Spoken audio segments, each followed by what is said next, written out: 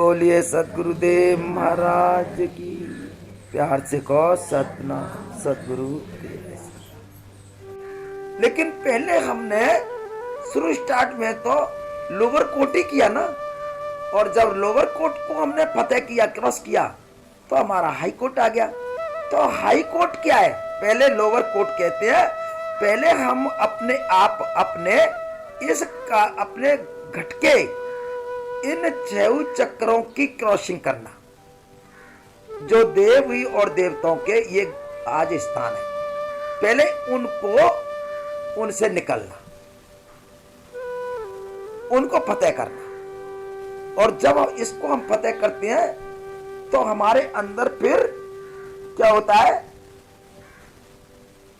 फिर हम जाकर के हाई कोर्ट में लड़ते हैं, और हाई कोर्ट के लिए हम फिर जब अप्लाई करते हैं ना, तो ठीक हमारा केंद्र, जैसे कहते हैं ना कि हाई कोर्ट के लिए जब कोई हमें वकील या कोई हमें कोई बालिस्टर कोई सुझाव देता है, तो फिर हमको वो हमें रास्ता भी बताता है, और हमें उस जगह का और उस वहां पर अप्लाई करने का उस डिपार्टमेंट में उसके बारे में भी वो समझाता है, या वो खुद चल करके हमारी अप्लाई कराता है।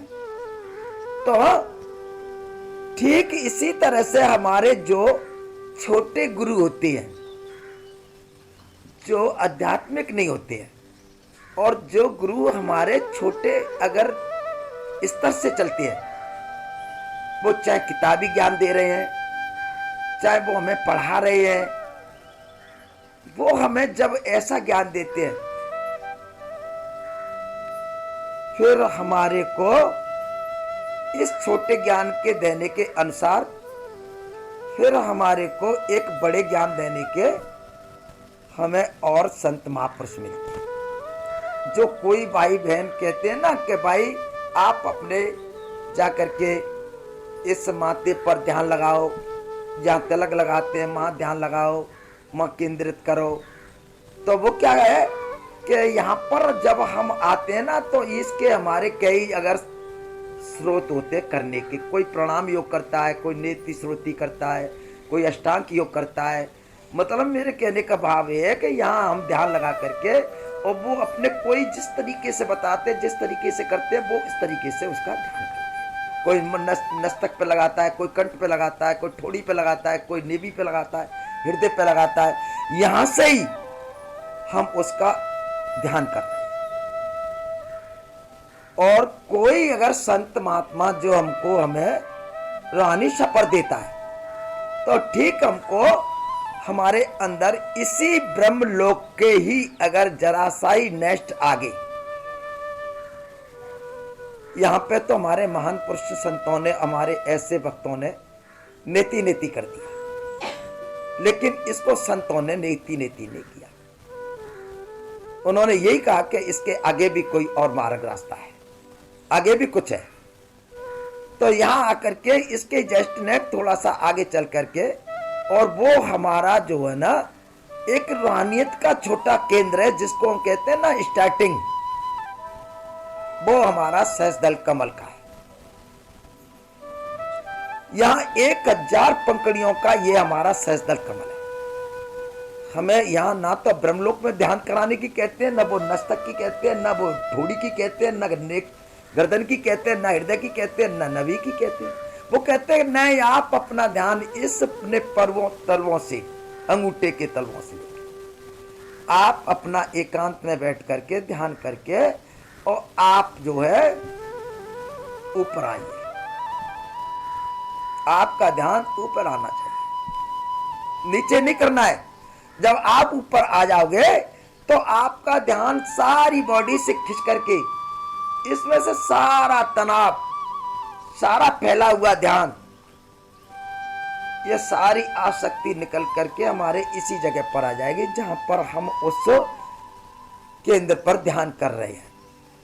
और जब ये सिमट करके हमारे यहां पर आ जाएगी, तो हमारे अंदर क्या होगा? एकांत, बिल्कुल शांत। और यहाँ जो भी कुछ हमारे को हमें धुन आ रही है, आवाज आ रही है, और जो भी जहां जैसा हमारे आगे ये प्रकाश आ रहा है, हमें यहाँ पे नजर और दिखाई देना शुरू कर देता है। यहाँ पे घंटे मजीरों की भी आवाज आती है, शंख की भी आवाज आती है। यहाँ पर क्या होता है कि ये हमें जिस तरह से हमारा मंदिर है जिनमें घंटे होते हैं, मजीरे होते हैं और शंख भी होते हैं, इसी तरह से यहाँ पर हमको शंख मजीरे ये धुन हमारे को आना शुरू कर देती है। ठीक ये हमारे आज उन ऋषि मुनियों ने जिन्होंने बिना गुरु के यहाँ तक उन्होंने अपनी हट पूरी करी, यहाँ तक वो अपनी किसी भी तवज्जा से किसी भी मेहनत से आए, उन्होंने इस धुन पर ध्यान दिया और घंटे मजीरे और इस मंदिर का भेद खोला और उसी तरह से यहाँ इसमें उन्होंने प्रकाश किया। उन्होंने इसी तरह से घंटे मजीरे या शंख धुन रखी जो हमारे अंदर। ये क्या होता है कि यहाँ पर 1000 जो पंखड़ियों का जो हमारा आज सहस्त्रदल कमल है, वहां से हमारे ठीक सुबह उदय होते ही सूरज की किरण जो निकलती है, ऐसे उस पंखड़ियों में से प्रकाश निकलता है और वो प्रकाश ऐसे मालूम पड़ता है कि हमारे अंदर कोई चीज उदय हो रही है, जैसे सूरज उदय और वो धीरे धीरे धीरे धीरे उदय होते वो एक हमारे अंदर एक ऐसी एक बिंदी के समान बन जाती है, एक ऐसी वो बेंदी सी हो जाती है, लेकिन वो दूर है, पास नहीं, लेकिन नजर में वो हमारी में बेंदी है, उसका फैलाव नहीं, वो बेंदी है, प्रकाश है, लेकिन वो हमारे पास नहीं, वो हमारे से दूर है। और हम उस आधार से जैसे भी हम अपने टाइम और समय के अनुसार बढ़ते जाते हैं, धीरे धीरे जब आगे बढ़ते जाते हैं तो वो प्रकाश हमारे आगे बड़ा ही होता चला जाता है और जैसे ही हमारे अंदर वो बड़ा होता जाता है, फिर हमारी जिंदगी इस संसार में, इस संसार के ध्यान से, इस संसार के अगर चेतन से, इस संसार के ख्याल विचार से हमारी जिंदगी अचेत होती चली और कोई शुद्ध धुन नहीं, शरीर में कोई भी किसी तरह की हमारे अंदर चेतनता नहीं रहती। और बिल्कुल ठीक इस मंडल के बाद, इसी मंडल के बाद में एक हमारा जो जहां जो संत महापुरुष हमारे को समझाते बताते हैं और जो आज हमारा जहां जो इस संसार से जो अंतिम मृत्यु का जो आखिरी वक्त होता है, मृत्यु होती है, इसका पूरा जश्न और हमारे शरीर का जो सांसों का पुंज है, इसके ठीक इसके ऊपर ही वो हमारी उस जगह पर हमारी मृत्यु का स्थान हो जाता है, मृत्यु समाप्त हो जाती है, जीवन समाप्त हो जाता है। यहां आकर के हम इस संसार से बिल्कुल मृत्यु कहे जाते हैं और हमको मृतक कहते हैं। प्राण स्रोत भी समाप्त, सांस भी समाप्त, अस्तित्व भी समाप्त और जो भी हमारे अंदर किसी भी तरह का कोई भी किसी तरह की रेडियंसी वो भी समाप्त। इसको यहाँ पर कहते हैं इस संसार से हमारी मृत्यु हो गई और ये मर गए। लेकिन संत महात्मा इस मृत्यु को जीते जी जीतते हैं। जब कभी भी कोई होता है और उसको अगर आगे जब इस जगह पर क्या होता है कि हमारा शरीर ये जो हमने खोल पहन रखे हैं, इस जगह पर हमारा शरीर एक तरह से बिल्कुल त्याग करता है। इस तुल तो हमारा शरीर उतर ही गया, सुच्चम में गए उतर गया, या इससे भी और आगे हम दूसरे में के कारण में वो भी उतर गया, तब हमारे को हमें पार ब्रह्म परमात्मा के 10वें द्वार में प्रवेश मिलता है। थोड़ा आप लोग ध्यान से सुने, प्रवेश मिलता है। तब ये तीनों शरीर उतरने के बाद जब हमें प्रवेश मिलता है, तब ये आत्मा स्वयं एक अपने आप अपने में ही इस बात का अभेद करती है कि मैं आत्मा नहीं, मैं प्रभु की अंश हूं। और अंश जब भी कहा जाता है जब हमारी इस आत्मा अंश हमारे उस परमात्मा के परलोक में आ जाती है या सचखंड में आ जाती है, तभी इसको अंश कहा जाता है, प्रभु का।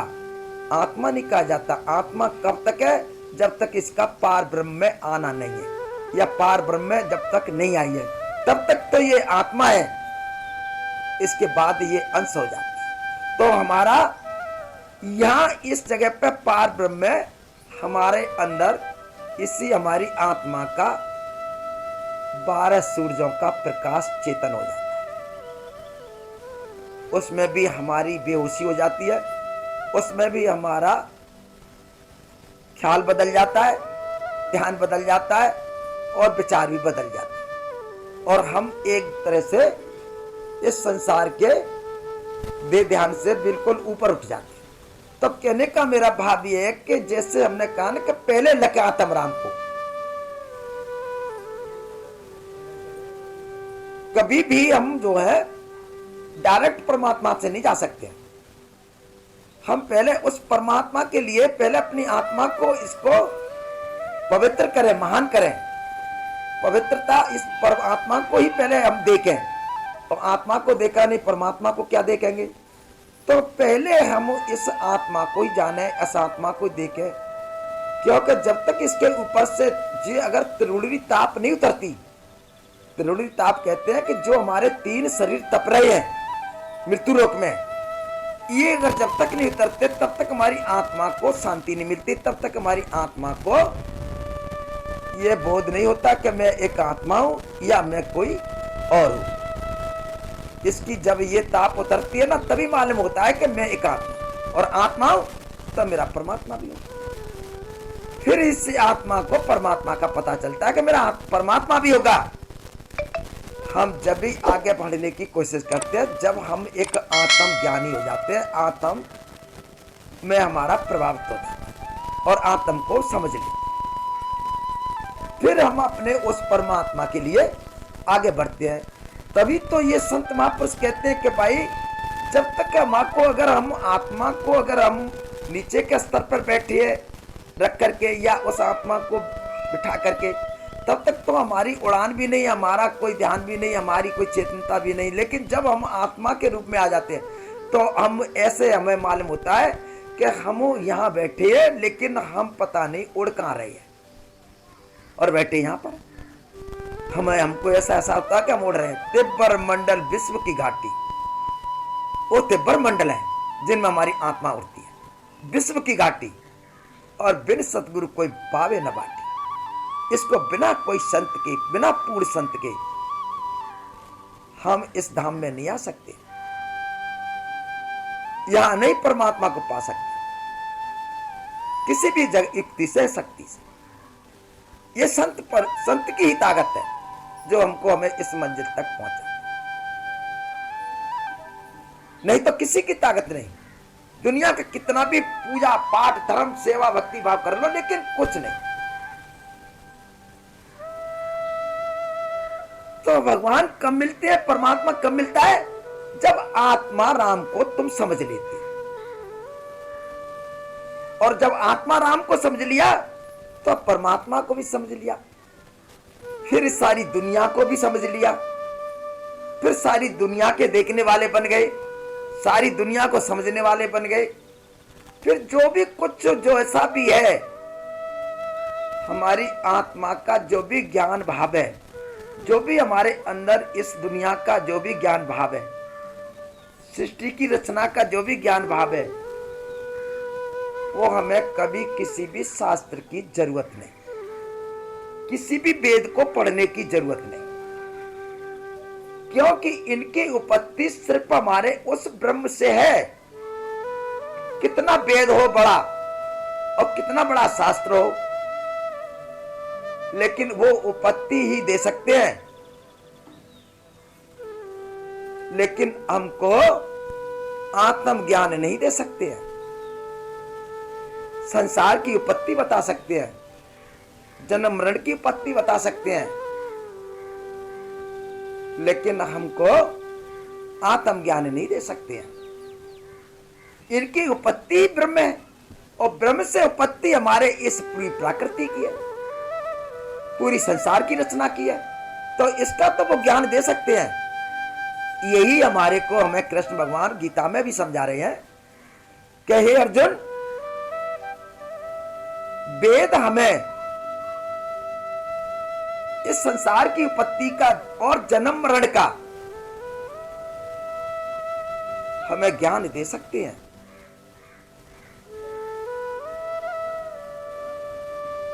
लेकिन अर्जुन, तुम अपने मन को संसार को से ध्यान हटाओ, मन को आधीन करो और अपने विचारों को बदलो।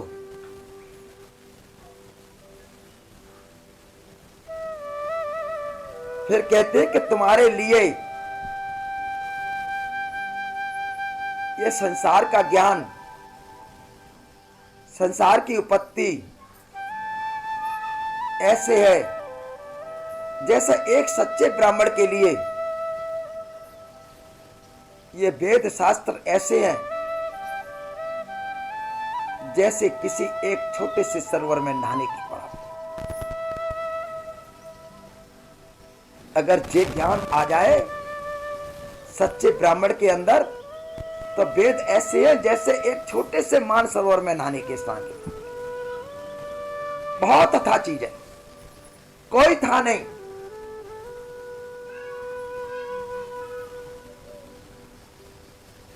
तो सज्जनों, अगर इस भगवान की परमात्मा की प्राप्ति या परमात्मा से मिलन जब अगर हमारे अंदर इसकी तड़प है, प्यास है, तो हमको इसी तरह से अपने अंतरिक्ष में जाकर के ही इसका प्रमाण मिलता है और अंतरिक्ष में जाकर के हमें इसकी एक सच्चाई मिलती है। नहीं तो इस सच्चाई को और इस प्रमाण को हम किसी भी बाहर की क्रियाओं से या बाहर के किसी भी अध्ययन से हम इसको जान नहीं सकते। हम इसको मान चाहे कितना भी पढ़ लो। इसलिए महान पुरुष समय कहते हैं कि भाई पढ़ना कोई गलत नहीं, सुनना कोई गलत नहीं, समझना कोई गलत नहीं, लेकिन हमें ये सभी कुछ करने के बाद हमको क्रिया करना बहुत आवश्यक। और क्रिया नहीं करी तो फिर हमारे अंदर पढ़ना लिखना या उसका सुनना हमारे किसी भी काम का क्रिया अवश्य। तो मेरा आज कहने का भाव यह है कि अगर हमारे अंदर ज्ञान की जो उपत्ति है, हमारे अंदर ज्ञान का जो भाव है, वो आज हमें भगवान को, परमात्मा को देख के ही हमें ज्ञान प्राप्त होगा। उसको आगे आने पर ही हमें ज्ञान प्राप्त होगा, ना कि उसके जब तक उसको ना देख सकें, अगर उसको नहीं जान सकें, हमें जब तक उसका ज्ञान नहीं होगा। कहने का मेरा भाव यही है कि हम आत्म ज्ञान को भी अगर प्राप्त कर लेते हैं तो हम परमात्मा को भी प्राप्त करते हैं। आत्म सो परमात्मा, परमात्म सो आत्म, किसी भी डिफरेंस नहीं है, कोई फर्क नहीं है। अगर आत्मा ज्ञान हो जाए तो परमात्मा का ही ज्ञान है, और परमात्मा का ज्ञान तभी होगा जब आत्मा का ज्ञान होगा। आज मैं इसी के साथ वाणी विराम दे रहा हूं। बोलिए सतगुरुदेव महाराज की। प्यार से कहिए सतनाम सतगुरु।